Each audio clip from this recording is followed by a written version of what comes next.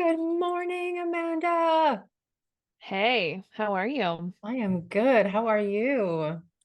I'm good. I'm really good. I'm excited to chat with you today. Yes, I'm so excited that you agreed to be on our podcast and to talk about this idea of how do we actually, how do we actually give ourselves permission to take care of ourselves and wade through all of the guilt and the identifying with one particular parenting style and just like all of the things.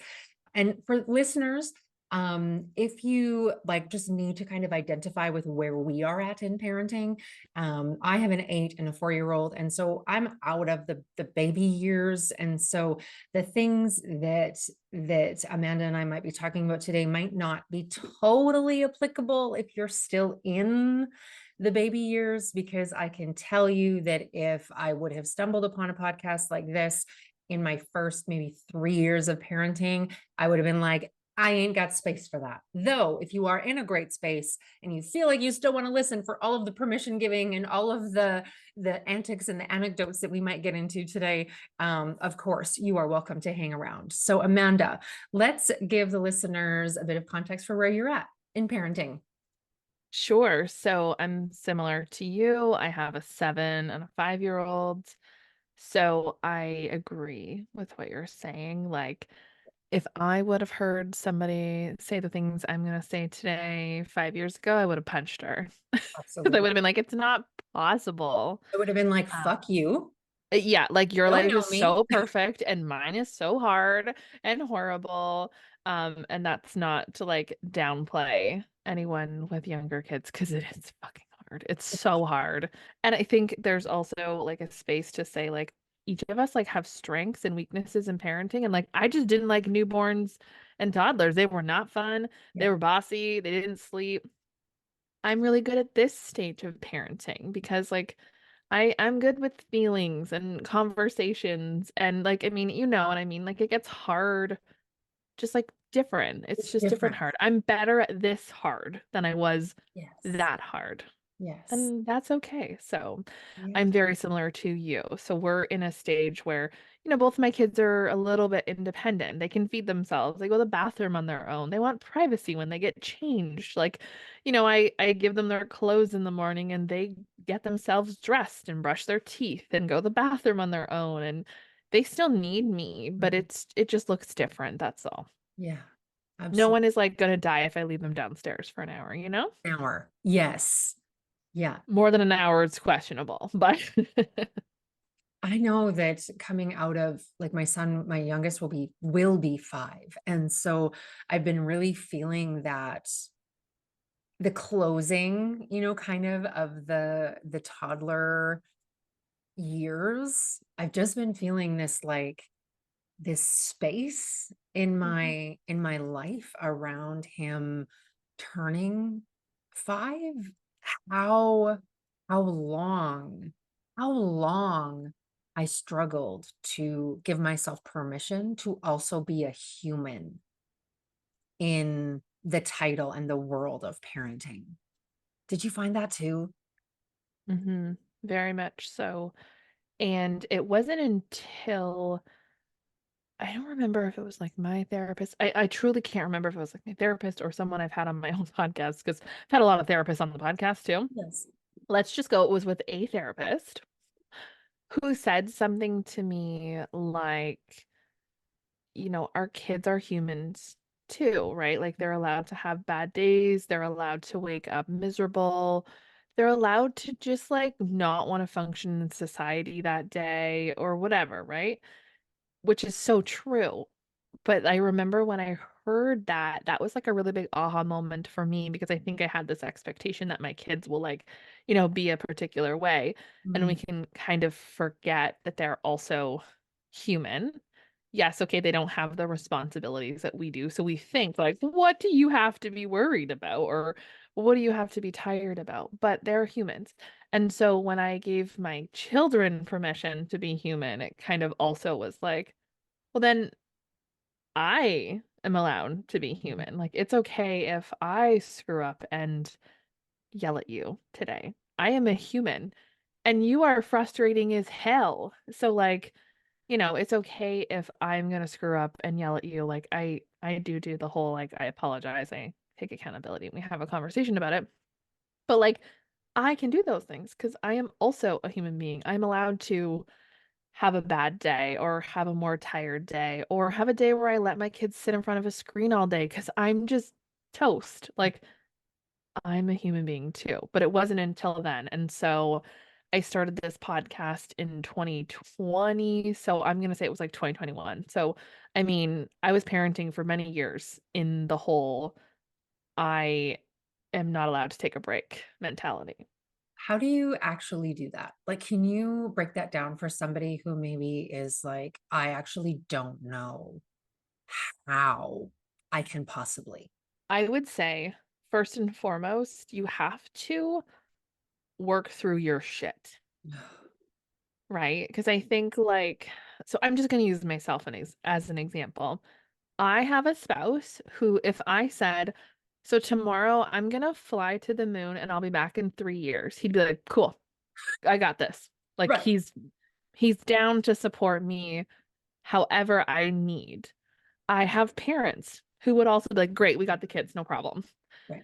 And I have this incredible support system. I am very lucky. I have a very big, wide support system. And I still didn't ask for help. I still didn't acknowledge those things. So I think first and foremost, you have to give yourself permission, whatever that looks like. And hopefully you're not like me, where I had to be in like a very deep, dark depression to realize how buried I was by myself, truly. Yes. And then once I started to ask for help, it was uncomfortable, but Mhm. now it's so easy. But you have to actually like take steps towards it. If you're like me and you have this supportive spouse or this supportive system around you, ask your people, hey, can you watch the kids for me? And just be honest, like, I just need a break. I just want to go to the store by myself, or I'm just gonna go away with my spouse for the night. Like, we really need this. Yeah, Chances are they get it. Trust me, they get I it. get it. Yeah.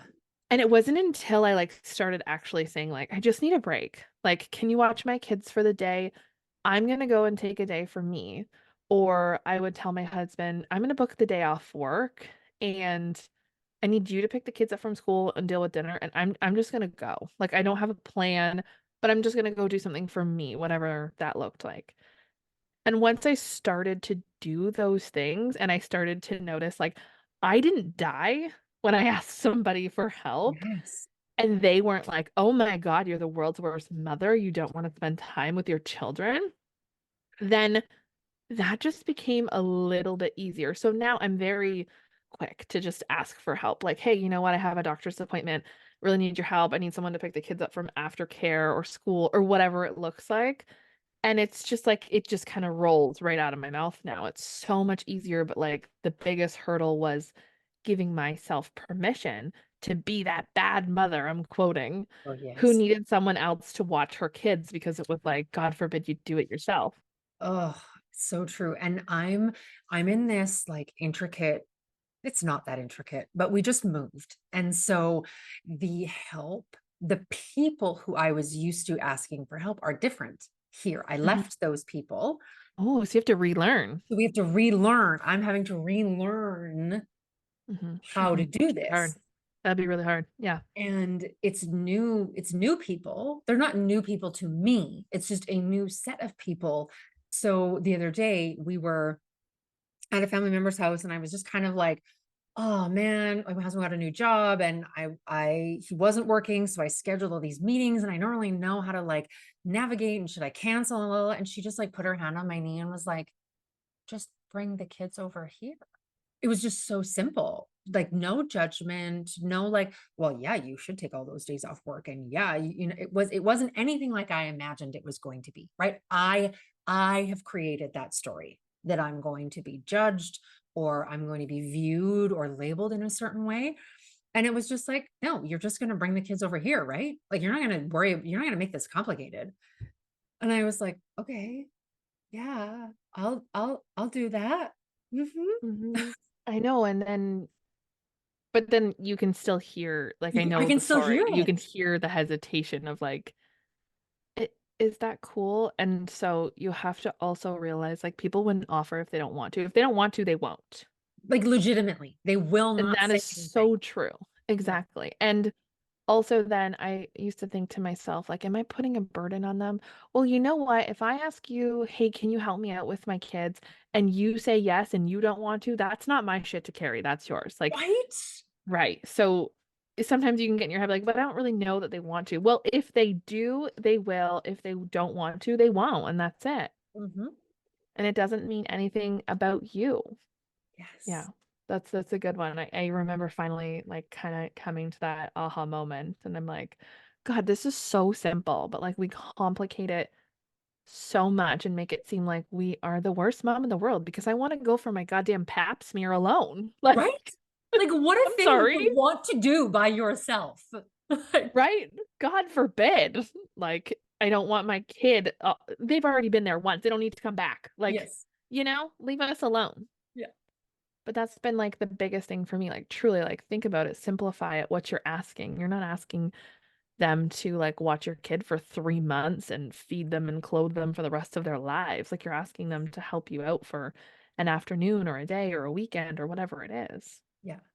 Yeah, and even if it was a week, even if it was a week Yeah, to go to Mexico or on a business trip or just yeah, to freaking stay home by yourself for 4 or 5 nights, like, again, the people who you ask, if they say yes, and you in your deepest heart feel like they are a safe and trustworthy person, and they are saying yes, that they're saying yes, like, take it at face value. yeah, and for me too, I had this big moment for a long time. So when my kids were younger, I used to be alone with my kids every weekend because my husband and I worked opposite shifts. So I would work Monday to Friday and he worked Friday, Saturday, Sunday. And then Fridays for the longest time, because I work in the hospital system. So like back to back mat leaves, I accumulated a whole bunch of vacation time. And I had all this vacation time. So I thought to myself, you know what? I'm gonna take the Fridays off because my kids were in daycare.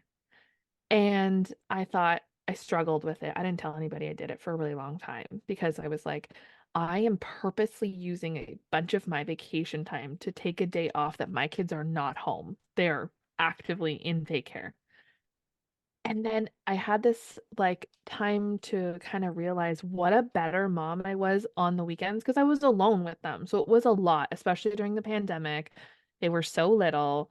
And so I realized like what a present mother I was, what a more patient mother I was, and just how happier I was that I was having these Fridays to lay on the couch all day or go I did a lot of Indigo trips back in the day. I did love going to Indigo by myself in Yes. Starbucks. It is like the place. Like, it Oh, doesn't it's my matter where I am or like what group of moms I'm talking to. It is like Winners or Chapters Indigo is like where yes. we all want to go. Yeah, and there's like coffee involved, right? So it's like Oh, it's yes. never a bad idea. But so I just remembered that like wow, like what a difference it made in me that I had this time to refuel or go visit friends or nap, like whatever it looked like. So then that also helped me give permission because I also had this realization of like, wow, I'm like a better mom when I can actually pour into myself. That is actually true. That saying is true that you cannot pour from an empty cup, and I poured from an empty one for way too long.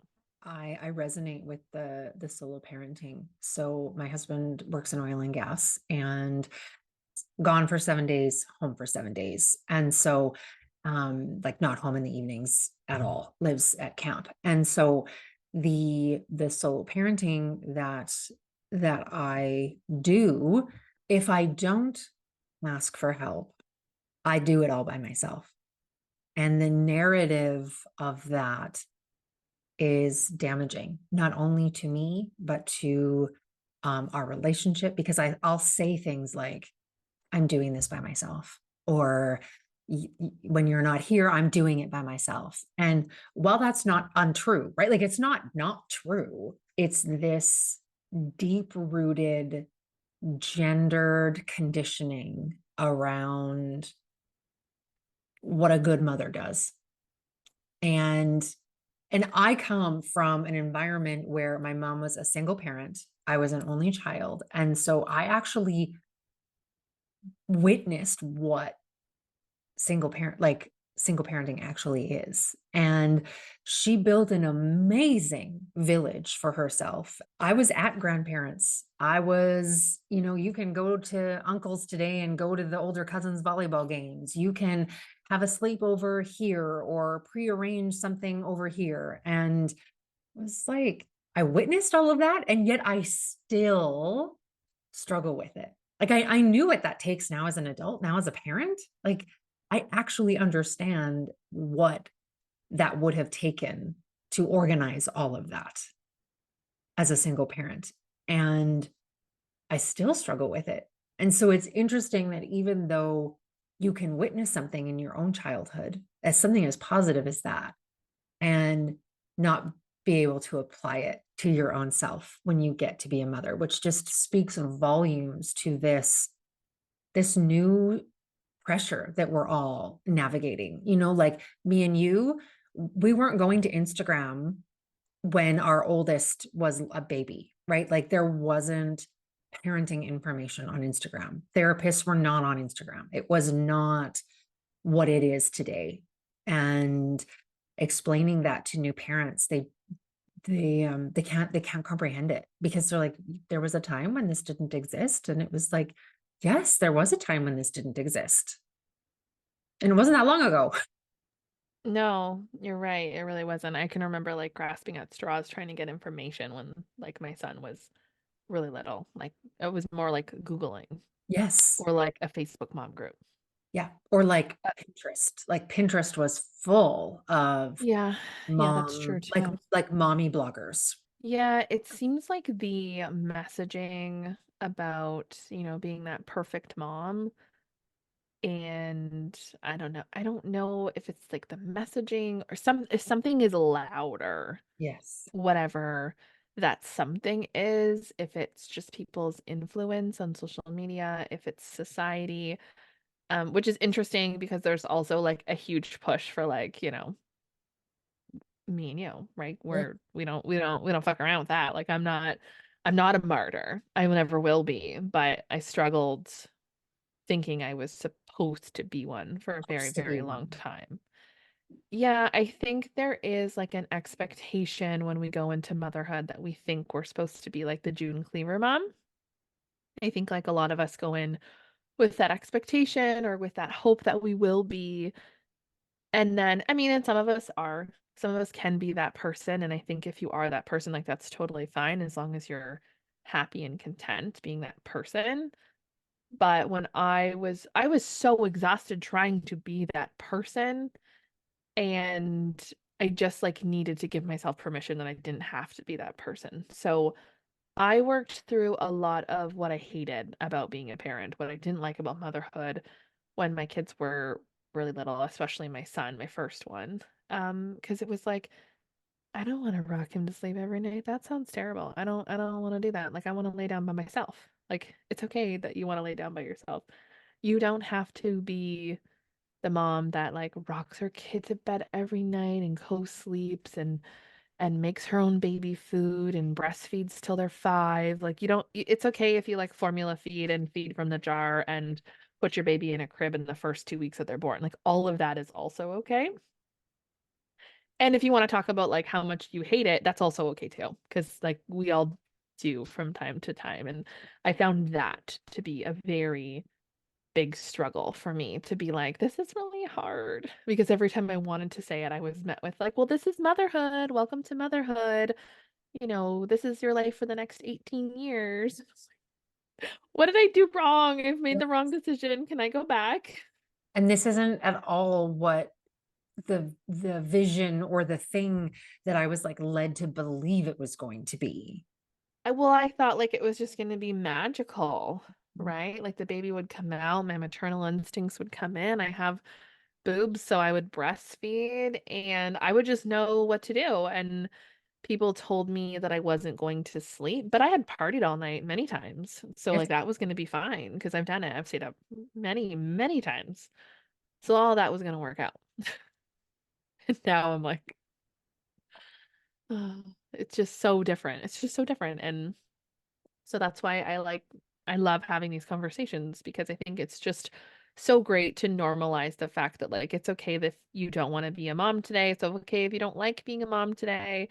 Obviously also mental health concerns are a factor, and I am here to support anyone who is struggling immensely and, wanting to run away. But I mean, I'm also talking about like, is there days when I woke up and I was like, I really don't want to do this today? Of course. And so like I'm trying to create a space where like we can just talk about that because it's fine because we all feel the same way. And then also, if you are someone that wants to run away regularly and it's more of like a mental health concern, then like let's talk about it. let's talk Let's about it. talk about it. Like, let's be real about that because it's really important to all of that stuff matters, right? Like it's It important does. to name it. It's important to breathe it. It's important to give it life.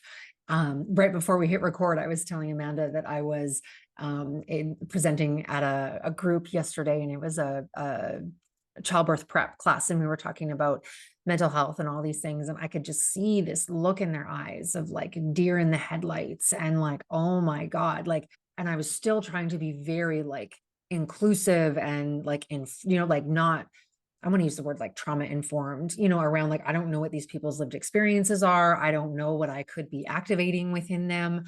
Um, but also like we got to a closing, and the deer in the headlights, they kind of softened, and we really talked about some of the really horrible things that can happen in postpartum.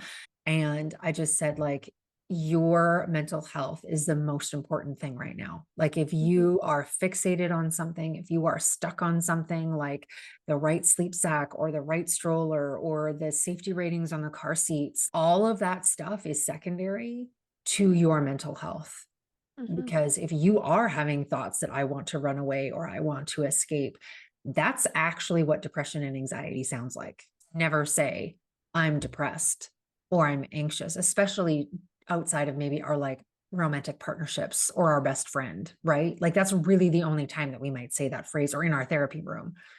But I was just saying to these women, and I could just get the impression that nobody had been talking about mental health yet with them. No one should have to struggle like that and think that they're failing or think that they're the problem at any stage of parenting, Mhm. because they're not. Like, they're not. You are not the problem. The problem No, is the problem. Like, you are not the problem. Your partner is not the problem. Your baby is not the problem. The problem is the problem. exactly. And I think that's where there's always been this like um I used to call it like a twisted part of me, like when I was younger. I really wanted to like go into psychology, but like I wanted to like get into like the depth of people's brains and like the darkness of people's brains. I just Yes. found it all so fascinating. I want to create a space for those moms who are in that deep, dark space because I now realize like when we don't give them an opportunity to talk about it, because it is uncomfortable, Yeah. right? Like if you're like you just experienced in this group, you could get the sense that no one was talking about it, probably because you could feel that uncomfortable, awkward. It's like this tension, Yeah. right? Like, of course, nobody wants to talk about suicide, and we don't want to talk about hurting ourselves or our children. And we don't want to talk about, a mom like running away and abandoning her kids. All of those things are fucking horrible, Yes. but they happen, and they generally happen because we don't give that mom a space to share what she's feeling. I had this mom on my podcast once. I found her on TikTok. To be honest, her TikTok just like made my jaw hit the floor. And she was just sharing how she struggled with postpartum psychosis and the things that her thoughts were telling her to do. And she blew my mind because she was so open. Like, this is what they told me to do. This is what I wanted to do. This was my plan. And I finally got help because I realized how dark and scary those thoughts were. And I was like, I love you. I love you. Like, we need to talk about these things because this is happening.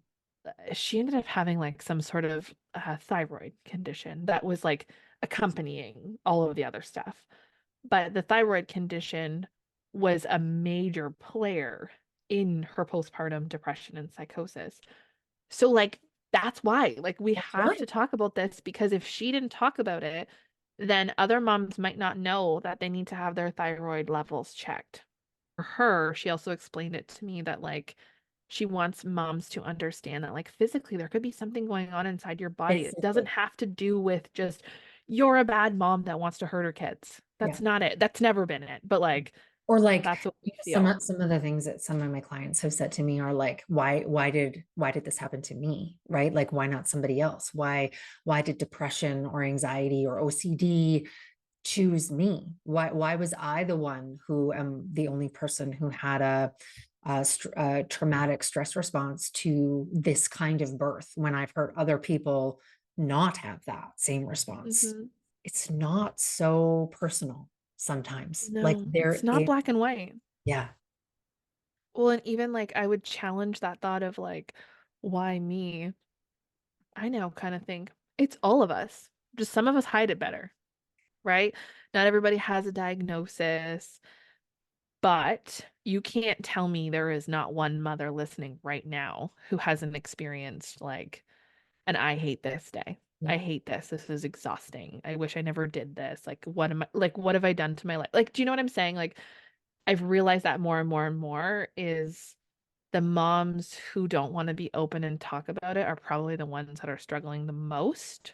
I think it's all of us. Just again, you're the only one, you feel like you're the only one sitting in that therapist chair getting support on it. And you're actually so much better off because you know it's you.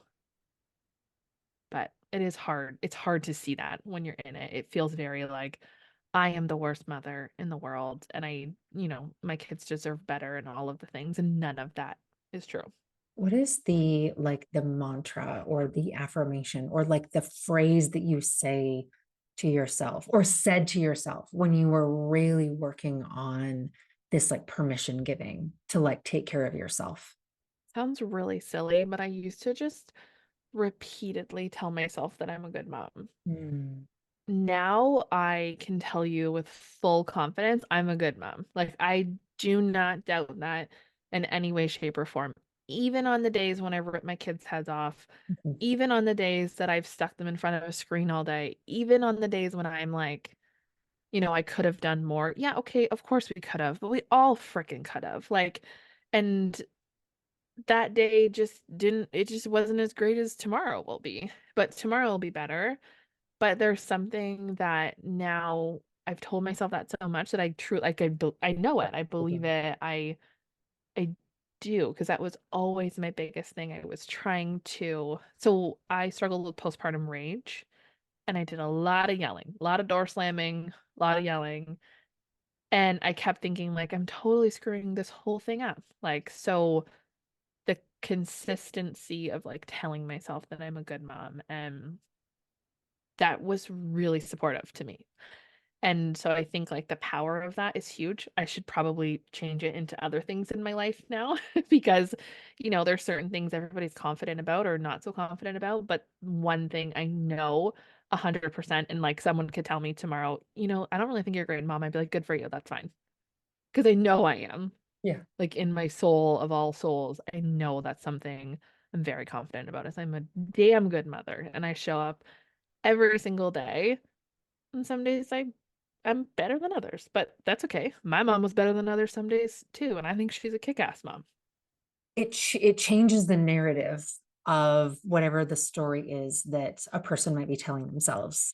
And affirmation work is it's proven. There's like research based things about telling yourself positive things, and it's not like toxic positivity or like reframing your thoughts if you've had a negative experience with like CBT or something. It's like affirmation work is different in the sense that like you are wanting to believe something and and you actively are participating in the therapy or the mental health or the whatever the things are that come with the affirmation, um, that when you repeat that affirmation to yourself, you say it as many times and you actually do start to believe it. It's like when we start to believe all the negative shit that we say to ourselves all the time. Nobody questions how that negative shit got there, right? But somehow I think when I've done affirmation work with people, especially in groups, they're like, well, does it really work? But like, really, does it really work? And it's like, well, you seem to believe all the negative stuff. So like, could we try? Like, could we try the positive stuff?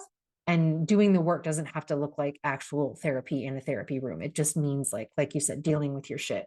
Circling back to that first statement you said, like, to give yourself permission to do any of this stuff, to land on a positive affirmation, to start believing it, you have to deal with your shit first, whatever that looks like. Yeah, We could do a whole nother podcast on what the work looks like, but it's like, for sure. And yeah, I think that's what I was gonna say to you was like, I think it's like you really start to believe it when you start to see that you're actually doing the things. yes, But you got to work on the things yeah. to start to see yourself do the things, if that makes sense. Anything else you have the urge to share with our listeners today? My only other thing I would love, because it's something that seems to come up a lot or I needed a lot of, is just the reminder of you're not alone. Hmm. And I find like in the motherhood space, particularly, it can be so incredibly difficult because it feels very alone. Like, I don't know, I've had like anxiety and depression episodes other times in my life, but that, like, nobody understands what I'm going through was so heavy in like that time of my life. When, I mean, this doesn't mean that you have to do this, but when I started talking about my postpartum depression experience online, and the flood of comments and DMs and just like whatever. And then starting the podcast and just the reviews that I've received or messages, you're just like, this is like an epidemic. We all feel like we are failing 24/7. So I would encourage you to just start having the conversation, even if it's just like at a mommy and me group. Be like, this is really hard, right? Like, is anybody else struggling with how hard this is?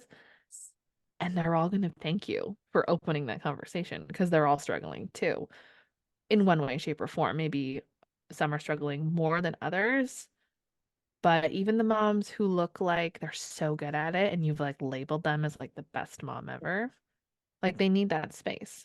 And I think something really important to add on to that is that you don't have to start every sentence with "I love my baby," but or "I love Um, my partner." yes, you don't. You You don't. don't. We get it. We get it. We get You're it. If here, you you're at mommy and baby group, or you're at therapy, or you're out with friends. Like, we know this. We know that you love your we baby. know this.